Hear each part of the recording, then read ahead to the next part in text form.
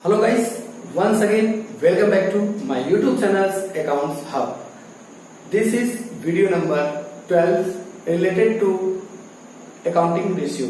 Today continuously series of the profitability ratio. Today we will discuss in net profit ratio. Net profit ratio is establishment relationship between net profit and revenue from operation. क्योंकि net profit जो आता है बेटा वो net cell से ही आता है, revenue from operation 100 से मल्टीप्लाई इसलिए करते हैं क्योंकि उनको परसेंटेज में देना होता है। अब हम निकाल सकते हैं नेट प्रॉफिट निकालने के दो फार्मूला हो सकते हैं, रेवेन्यू फ्रॉम ऑपरेशन, फिर इसमें cost of revenue from operation को क्या करेंगे हम लोग लेस कर देंगे, फिर ऑपरेटिंग एक्सपेंस, इन दोनों को ऐड करेंगे तो हमारा क्या बन जाएगा cost of revenue from operation. उसके बाद बेटा इसमें से हम लोग क्या और भी लेस कर देंगे non operating expense. Non operating expense का मतलब क्या हो गया, which activities not done in regularly in the business. ये कभी कभी ओकेशनली होता है, ये बार बार नहीं होता। जैसे नॉन ऑपरेटिंग एक्सपेंस का मतलब क्या हो सकता है, मैंने आपको sales loss on sales of machine, loss on sales of fixed asset, loss on investments, ये सब हमारी कहते हैं ये लॉस बाय फायर, ये सब क्या हो सकता है बेटा नॉन ऑपरेटिंग एक्सपेंसेस होते हैं। और नॉन ऑपरेटिंग इनकम को हम लोग क्या करते हैं ऐड करते हैं, एक यही है नॉन ऑपरेटिंग इनकम हम लोग क्या करते हैं ऐड करते हैं। नॉन ऑपरेटिंग इनकम कैसे हो सकता है, sales of profit on sales of investment, profit on machines, ये सब मेरे क्या हो सकते हैं इनकम हो सकते हैं। फिर हमारे क्या हो सकते हैं एक तरीके से रेंट रिसीव, बिल्डिंग रेंट पे दे दिए, डिविडेंड रिसीव, ये सब मेरे क्या है नॉन ऑपरेटिंग इनकम होते हैं बेटा। उसके बाद इंटरेस्ट रिसीव, कमीशन रिसीव, ये सब क्या मेरे नॉन ऑपरेटिंग। अब हम बात करते हैं बेटा इसमें से एक चीज और ध्यान देना, टैक्स को भी लेस कर देते हैं तो मेरा क्या रहता है नेट प्रॉफिट। ये एक और तरीका है, अगर क्वेश्चन में cost of revenue from operation ने दिया तब आप ग्रॉस प्रॉफिट गिवन होगा, ग्रॉस प्रॉफिट से निकाल सकते हो। और ग्रॉस प्रॉफिट से निकालने का क्या तरीका होगा बेटा, gross profit plus operating income. Operating income मतलब अदर ऑपरेटिंग इनकम, यहाँ क्या हो सकता है other operating income. Other operating income का मतलब क्या हो गया कि हमारा जो ये बताएं आपको कमीशन, इंटरेस्ट, ये सब चीजों को वो ऐड करेंगे। फिर नॉन ऑपरेटिंग या नॉन ऑपरेटिंग एक्टिविटीज, अभी मैंने बताया नॉन ऑपरेटिंग एक्टिविटीज में profit on sales of machine, profit on investments, ये सब चीजों को भी हम लोग क्या करेंगे इसमें ऐड करेंगे क्योंकि इससे प्रॉफिट क्या हो रही है इंक्रीज होती चली जा रही है तो वो ऐड कर देंगे। फिर उसके बाद मेरा क्या आएगा इसमें लेस करेंगे क्या ऑपरेटिंग एक्सपेंस एंड लॉस को, जो operating expense and loss sales loss by fire या फिर हमारा loss on sales of machine, ऐसे सब चीजें जो लॉस को उसको लेस कर देंगे। फिर हमारा क्या होगा यहाँ पे उसको टैक्स को भी क्या कर देंगे हम लोग लेस कर देंगे तो मेरा फिर क्या आ जाएगा नेट प्रॉफिट। अब हम लोग क्या करते हैं बेटा क्वेश्चंस मेरा कुछ है इस प्रकार हम लोग बात करते हैं। जैसे यहाँ पे ग्रॉस प्रॉफिट कितना दिया है 2 लाख, रेवेन्यू फ्रॉम ऑपरेशन कितना दिया 5 लाख, सैलरी कितना दिया 45,000, इंटरेस्ट कितना दिया 5,000, रेंट कितना दिया इनकम के रूप में 6 लाख। और हमारा क्या निकालना एक चीज इसमें और ऐड कर लेते हैं हम लोग बेटा, सिंपल सी बात है एडवर्टीजमेंट एक्सपेंस कितना 10,000। अब हम लोग क्या करते हैं फाइंड एनपी रेशियो। अब इसमें क्या करेंगे एनपी रेशियो के लिए ग्रॉस प्रॉफिट प्लस रेंट, हम लोग क्या करेंगे रेंट हमारा इनकम है इसलिए हमारा क्या कराएगा नॉन ऑपरेटिंग, हमारा क्या होता है नॉन ऑपरेटिंग इनकम, इसको हम लोग क्या करेंगे ऐड कर देंगे बोला है ना। फिर उसमें से हमारा सैलरी एंड वेजेस क्या है एम्प्लॉय बेनिफिट एक्सपेंस, इसको क्या करना है लेस करना है, इंटरेस्ट को क्या करना है लेस करना है। फिर यही हमारा क्या है लेस करना है एडवर्टीजमेंट हमारा क्या है एक्सपेंस, वो भी क्या करना लेस करना। तो 45 ये लेस हो जाएगा, 5,000 ये लेस हो जाएगा और 10,000 ये लेस हो जाएगा। हमारा कितना हो जाएगा टोटल मिला के कितना लेस करेंगे हम लोग 60,000, 40 प्लस 50 प्लस 10 60,000, तो यहाँ कितना आ जाएगा मेरा 2 लाख, मेरा क्या आ गया ये। अब हम लोग क्या करेंगे इसी फार्मूला पे रख देंगे, इस फार्मूला पर रखेंगे एनपी कितना आ गया मेरा 2 लाख, रेवेन्यू फ्रॉम ऑपरेशन कितना क्वेश्चन में गिवन है 5 लाख।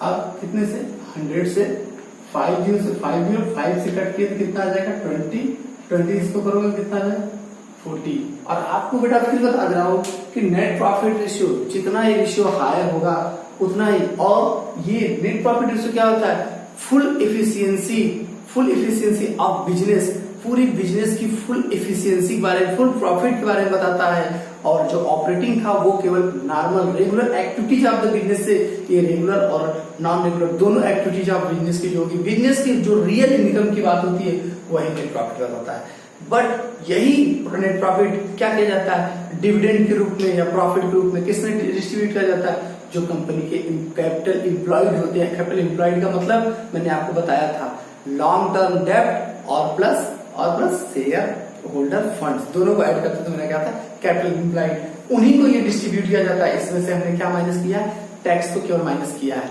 अब इस बात को ध्यान देना, उसके बाद की हम बात करते हैं, अब उन्हीं में यही प्रॉफिट डिस्ट्रीब्यूट जो कंपनी के में पैसा इन्वेस्ट किए हैं। तो अब हम लोग क्या करते हैं, अगली पॉइंट पे आते हैं, उसी बारे में हम लोग पढ़ते हैं कि किसको कितना कितना कितना शेयर प्रॉफिट का मिलता है। टॉपिक पे आते हैं, नया टॉपिक मेरा क्या है, return on investment. Return on investment या return on capital employed. Capital employed मतलब कि जो मेरे सोर्सेस फंड थे, सोर्सेस ऑफ फंड का मतलब क्या होता है कि हमारे पास एक तरीके से कि जो हमारे पे हम लोग बोल सकते हैं सोर्स मतलब कि ये पैसा कहाँ से हमको मिला था। जो पैसा था कैपिटल एम्प्लॉयड में, पैसा कहाँ से मिलके आता है, पैसा बिजनेस में दो जगह से आ सकता है।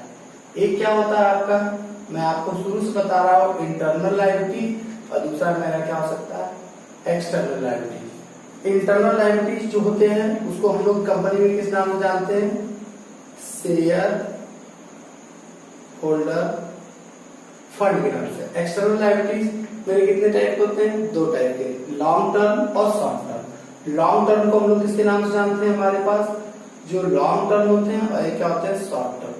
हम लोग बोल सकते हैं, या तो हम लोग बोल सकते हैं नॉन करेंट या करेंट बोल सकते हैं।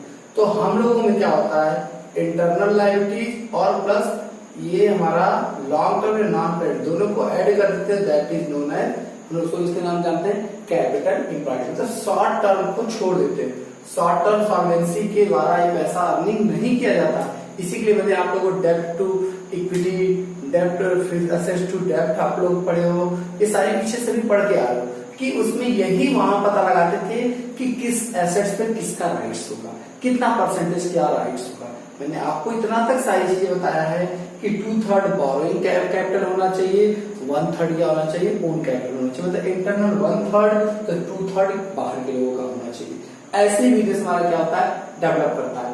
तो वही बात किया गया है कि बिजनेस में जो अर्निंग कैपेसिटी हुई है, जो बिजनेस को पैसा मिल रहा है, वो पैसा कितना पूरा मिल रहा है, जो रिटर्न ऑन द इन्वेस्टमेंट, जितना पैसा बिजनेस में इन्वेस्ट किया गया है, इन्वेस्ट करने का मतलब इन्वेस्टमेंट मतलब पैसा लगाया गया होगा किसी भी चीज को अर्निंग करने के लिए, तो वही पैसा कितना मिला प्रॉफिट, वही प्रॉफिट को, तो यहाँ पे अब हम लोग उस प्रॉफिट की बात करते हैं, बिजनेस से जो प्रॉफिट है।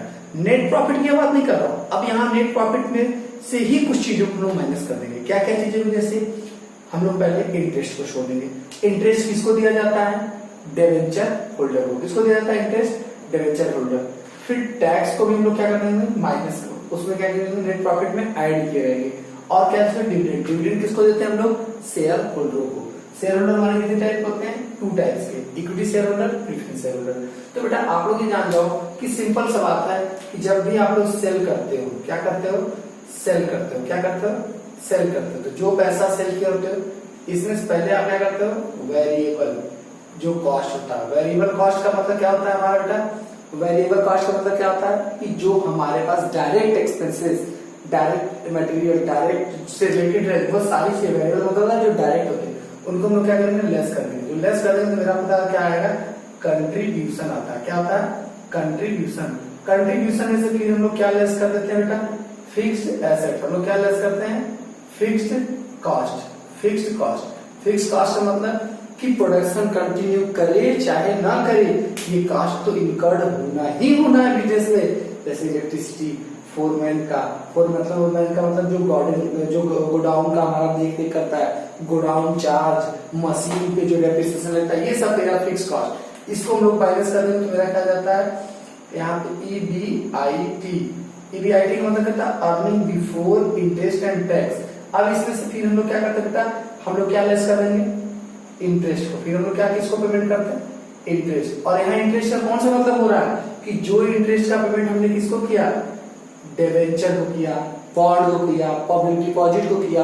मींस कि ये इंटरेस्ट का मतलब होता है लॉन्ग टर्म बोरोइंग, किसकी बात कर रहे हैं, लॉन्ग टर्म बोरोइंग पे जो हमने इंटरेस्ट का पेमेंट किया उस पेमेंट की बात किया जा रहा है, क्योंकि उस पेमेंट पे टैक्स काटने से पहले उसका पेमेंट किया जाता है। ये बिजनेस के लिए क्या कहलाता है, एक तरीके से एक्सपेंस होता है और टैक्स किस पे लगता है, बिजनेस के इनकम पे लगता है।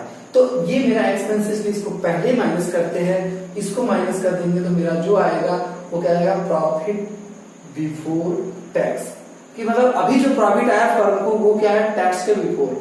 अब हम लोग क्या करेंगे, इसमें से टैक्स को फिर माइनस करते हैं। हम लोग क्या फिर माइनस करते हैं, टैक्स को माइनस करते हैं। टैक्स किसको देना, गवर्नमेंट को। टैक्स देने के बाद जो आता है वही वाला क्या होता है, प्रॉफिट आफ्टर टैक्स। इसी को हम लोग क्या करते हैं, पहले इसमें पैसा कौन पाएंगे, डिविडेंड। कौन से डिविडेंड, इसमें से डिविडेंड माइनस किया जाए। किसका डिविडेंड माइनस करते हैं हम लोग, बेटा डिविडेंड किसका, केवल प्रीफरेंस शेयर होल्डरों का डिविडेंड माइनस कर देंगे। जो बचेगा, जो भी आपका आएगा, इसी को हम लोग बोलते हैं ईपीएस। ईपीएस का मतलब अर्निंग पर शेयर, इसको लोग क्या बोलते हैं बेटा, अर्निंग पर शेयर। पर शेयर मतलब कि शेयर मतलब जानते हो, smallest unit of the capital. Capital का जो स्मॉलेस्ट यूनिट होता है उस पे, मतलब एक इक्विटी शेयर होल्डर को कितना पैसा मिलेगा, उसके लिए जितना प्रॉफिट आया रहेगा उसी को लोग क्या करेंगे, नंबर ऑफ शेयर। इससे इस प्रॉफिट को नंबर ऑफ शेयर से डिवाइड कर देंगे तो ईपीएस को फाइंड आउट कर सकते हैं। तो यहाँ पे आपको क्या करना है, यहाँ पे आपको यही के बारे में, यही प्रॉफिट को यहाँ क्या करना है, यूज कर लेना है। और इस प्रॉफिट को आप दो तरीके से निकाल सकते हो। आप लोग जानते हो नेट प्रॉफिट का क्वेश्चन में गिवन दिया होगा, मैंने आपको एक क्वेश्चन में बताया था, उसको एक क्वेश्चन और भी पहले मैंने बता चुका हूँ। जो इंटरेस्ट कवरेज रेशियो था उसी तरीके से इस चार वगैरह के केसेस में भी आ सकते हैं। अगर क्वेश्चन में net profit before interest tax and dividend नहीं दिया तो आपको पहले ये बनाना पड़ेगा। और कैपिटल एम्प्लॉयड को तो आपको निकालने के दो अप्रोच होते हैं, एक लायबिलिटीज अप्रोच, एक क्या होता है, एसेट्स अप्रोच। लायबिलिटीज अप्रोच से आप लोगों ने निकालना सीखा था और एसेट्स अप्रोच से, लायबिलिटीज अप्रोच और एसेट अप्रोच, दोनों अप्रोच से आप लोगों को मैंने बताया था जो कैसे आप लोग बताए थे। आपको जब लायबिलिटीज अप्रोच से चलोगे तो उसमें क्या होता है, शेयर होल्डर फंड को हम लोग क्या करते हैं, share holder fund, share holder share capital, फिर उसके बाद क्या होता है हमारा, उसमें रिजर्व एंड सरप्लस दोनों को ऐड कर देते हैं। फिर हम उसमें क्या करते हैं, लॉन्ग टर्म, उसमें हम क्या करते हैं, जो भी लॉन्ग टर्म बोरोइंग या non current liabilities, long term borrowing plus long term provision को ऐड कर देते हैं। हमारा क्या होता है, कैपिटल एम्प्लॉयड। ये मेरा क्या होता है, लायबिलिटीज अप्रोच से। अब हमारा क्या होता है, एसेट्स अप्रोच। एसेट्स अप्रोच में नॉन करंट एसेट्स को हम लोग क्या कर देते हैं, ऐड कर देते हैं, प्लस क्या करते हैं, वर्किंग कैपिटल। इन्हीं दोनों चीजों को हम लोग क्या करते हैं, ऐड करते हैं। फिर उसमें से हम लोग क्या माइनस, सारी चीजों को तो हमारा क्या आ जाएगा, तुरंत निकल के जो आता है वो हमारा क्या आता है, उसको हम लोग बोलते हैं कैपिटल एम्प्लॉयड। अब देखिए बेटा, अब इसी हम लोग एक क्वेश्चन लगाते हैं। हम लोग एक क्वेश्चन लगाते हैं। क्वेश्चन कुछ इस प्रकार है, जैसे क्वेश्चन में दिया net profit after after after क्या दिया, आफ्टर दिया interest in tax. Interest in tax क्या दिया, आफ्टर। हमको पहुंचना कहाँ है, बिफोर। कहाँ पहुंचना है बेटा, बिफोर, मतलब बाद का दिया है। क्या दिया है, बाद का दिया है। अब देखो डेप्रिसिएशन कितना, 10%, मतलब इंटरेस्ट कितना हो जाएगा, 10% का मतलब क्या आ गया कि इस पे 10%, 10 लाख का 10% कितना हो गया, 1 लाख। टैक्स कितना है, 40%। Capital employed 80। Find ROI. ROI का मतलब रिटर्न ऑन इन्वेस्टमेंट या रिटर्न ऑन कैपिटल। तो अब इसमें क्या करना है, सिंपल, आपको प्रॉफिट आफ्टर टैक्स दिया है तो प्रॉफिट बिफोर पे जाना है। तो आप सिंपल से ये मान के चलते हो कि अगर net profit before interest and tax, हम लोग 60 में लिखते हैं, आपको लिखेगा इक्वल में कितना मान लो, 100%। तो इसमें से हम लोग क्या कर देते हैं, लेस क्या कर दिए हैं, टैक्स। कितना लेस कर दिए, टैक्स 40%। तभी ये कितना है हमारा, 60%। ये मेरा क्या है, net profit after interest and tax. ये मेरा 60%, मतलब ये कितना है, 60%। तो 100% कितना होगा, तो आपको ये निकालना है। तो यहाँ लिख सकते हो ना, ऐसे लिख सकते हो, नेट प्रॉफिट बिफोर टैक्स, केवल बिफोर टैक्स। बिफोर टैक्स आप निकालो। बिफोर टैक्स निकालने के लिए हम लोग क्या करते हैं, तो अभी इंटरेस्ट नहीं, हम लोग क्या करेंगे, कितना है, 6 लाख। सेम क्वेश्चन वहां लगा चुके हैं, इंटू कितना, 100%। ये कितना परसेंट है, 6 पर, क्योंकि यही तो है नेट प्रॉफिट आफ्टर आफ्टर कितना, 6 लाख से है ना क्वेश्चन में दिया। तो अब हम लोग इसी क्या करेंगे, 0 से 0 कैंसिल, 6 से 6 कैंसिल, कितने 0 बचे, 4 0, 1 के आगे 2 इधर 0 है, वो मिला कितना हो जाएगा 40, कितना हो बेटा 10 लाख, कितना हो गया 10 लाख। अब हमारा जो नेट प्रॉफिट बिफोर टैक्स आया, और आपको क्या नेट प्रॉफिट आफ्टर, आपको क्या जाना, आपको क्या before tax interest and tax पे जाना है। इंटरेस्ट को भी इसी में हम लोग ऐड कर दें, इंटरेस्ट को भी लेस होगा तो इंटरेस्ट को हम लोग क्या कर देते हैं, ऐड कर देते हैं। इंटरेस्ट कितना है 10 लाख का, कितना परसेंट 10%, डबल जीरो कर दिया कितना आ गया 1 लाख, 1 लाख ऐड कर दिया कितना आ गया 11 लाख, 11 लाख आ गया। अब हम लोग ना फॉर्मूला पुट कर देना, आप जानते हो सिंपल सा नेट प्रॉफिट यहाँ पे बिफोर इंटरेस्ट एंड टैक्स जो था वो कितना हो जाएगा, इसी फार्मूला पे हम क्या करते हैं, इसी फार्मूला पे सबसे ऊपर में क्या लिख देंगे 11 लाख अपान कितना कैपिटल इम्पैक्ट कितना दिया क्वेश्चन में, यहाँ निकाल दे दिया, नहीं दिया होगा तो आप लोग क्या करोगे निकाल लोगे इनटू 100। अब देखो बेटा 30 कैंसिल हो गया, 30 से बस बेटा 303, डबल जीरो से डबल जीरो कैंसिल हो जाएगा। अब क्या बचा 10 से 10 कैंसिल हो गया, 110 अपान 8 कर दोगे, इसको कट कर दो, 8 बन जाए कितना हो जाएगा 8 बन जाए 8, 3 बचेगा, 3 में फिर 8 करोगे तो कितना आ जाएगा 8 3 जा 24 6 बचेगा, फिर 8 से क्या करोगे आप इसमें ले जाओगे 56 आएगा, फिर 4 बचेगा तो तब करेगा 13.75 आंसर आएगा इसका। ठीक है बेटा, अब हमारा इसी तरीके से ये क्वेश्चन हमारा समाप्त हो गया और आज हमारा पूरा अकाउंटिंग रेशियो चैप्टर समाप्त हो गया। बेटा आप लोग को मैं बार बार कह रहा हूँ कि मेरे अकाउंट्स हब जो टेलीग्राम का चैनल है उस पे जाइए, इससे ज्यादा से ज्यादा क्वेश्चन हर प्रकार के क्वेश्चन वहां रहेंगे, वहां क्वेश्चन को डाउनलोड करिए, आप सॉल्व करिए। जो क्वेश्चन ना समझ में आए मेरा पर्सनल कांटेक्ट नंबर आपके डिस्क्रिप्शन में दिया है, उस पर क्लिक करिए, उसको मुझे कॉल करिए, उस पर मुझे मैसेज डालिए, मैं आपके क्वेश्चन को सॉल्व करूंगा। ओके बेटा, बस आप लोगों को ही आज बस इतना ही। इस तरीके से मेरा आज अकाउंटिंग रेशियो का चैप्टर पूरी तरीके से समाप्त हो गया है। मेरे वीडियो को आप लोग ज्यादा से ज्यादा लाइक करें और ज्यादा से ज्यादा चैनल को सब्सक्राइब करें। सो बाय बाय बेटा, keep learning and keep writing, continue